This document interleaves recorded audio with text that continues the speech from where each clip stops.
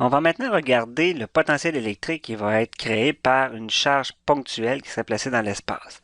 On a dessiné les lignes de champ qui s'en vont vers l'extérieur, donc les lignes sortent de la charge positive dans ce cas-ci, dans notre exemple, et on va regarder ce serait quoi finalement le potentiel ou la différence de potentiel qu'il y aurait entre les points A et B ici que j'ai dessinés dans l'espace. Donc on va appeler la distance entre le centre de la charge et le point A, on appelle ça RA, et la distance entre le centre de la charge et le point B, on l'appelle RB.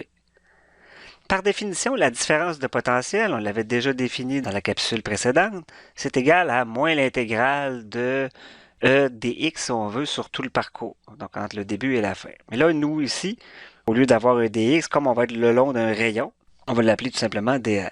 Donc le potentiel VB moins VA va être égal à moins l'intégrale entre RA et RB de E dr.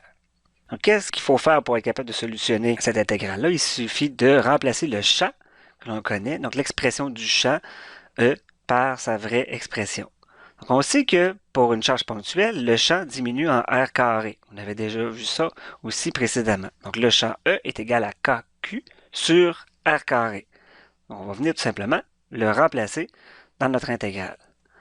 Finalement, on va avoir VB moins VA va être égal à moins l'intégrale entre RA et RB de KQ sur R carré fois dA.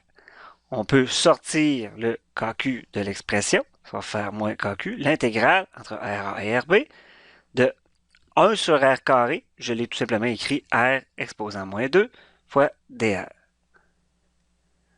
VB moins VA va être égal à moins KQ fois, donc l'intégrale de R à la moins 2, ça va devenir R à la moins 1 sur moins 1, évalué entre RA et RB. Ce qui va donner VB moins VA va être égal à KQ sur R, entre RA et RB toujours, pour finalement aboutir à VB moins VA va être égal à KQ sur RB moins KQ sur RA. Et là, on va appeler l'expression KQ sur RB, on va l'appeler le potentiel VB. Bien sûr, KQ sur RA, on va l'appeler le potentiel VA. Donc, on voit que le potentiel, de façon générale, on va l'appeler tout simplement KQ sur R. On voit que plus on va s'éloigner de la charge, plus le potentiel électrique va diminuer. Bien sûr, si on veut une différence de potentiel entre les deux, on calcule le potentiel à un point donné, le potentiel à l'autre point, et on fait tout simplement la soustraction entre les deux. Ici, on a une figure qui représente, si on veut, la relation mathématique pour le potentiel fait par une charge ponctuelle. Donc, comme on a V égale KQ sur R, on a une fonction qui varie en 1 sur R. On a mis du côté gauche pour la charge négative et du côté droit pour la charge positive. On voit que pour la charge négative, ça a tendance à s'enfoncer vers le bas. Et pour la charge positive, ça fait comme jaillir d'une position neutre et ça jaillit vers le haut. Donc, c'est les deux situations qu'on va avoir pour une charge négative et une charge positive. Regardons maintenant l'énergie potentielle faite par deux charges ponctuelles. Donc, l'énergie potentielle totale. Là, nous, on vient de définir c'était quoi le potentiel électrique fait par une charge. Donc, j'ai représenté une charge Q1 avec son potentiel électrique juste en dessous. Si j'approche une autre charge, qu'on va appeler Q2, ils vont être séparés d'une distance qu'on va appeler R12. Eh bien, par définition, l'énergie potentielle qu'il va y avoir entre les deux va être égale à la charge Q2 que je vais avoir approchée, multipliée par le potentiel qui règne. Par définition, toujours U égale Q fois V. Donc, pour la charge 2, quel est le potentiel qui règne à la distance R12? Ben, c'est le potentiel qui est fait par la charge 1. Donc, c'est pour ça qu'on va dire que l'énergie potentielle entre 1 et 2 va être égale à la charge 2 multipliée par le potentiel qui avait été créé par la charge 1. Donc, comme le potentiel créé par la charge 1 est égal à KQ1 sur R, on vient juste de voir avant que le potentiel c'est KQ sur R pour une charge ponctuelle, je viens tout simplement le remplacer dans mon expression pour U12 et ça va me donner que U12 est égal à KQ1 Q2 sur R12.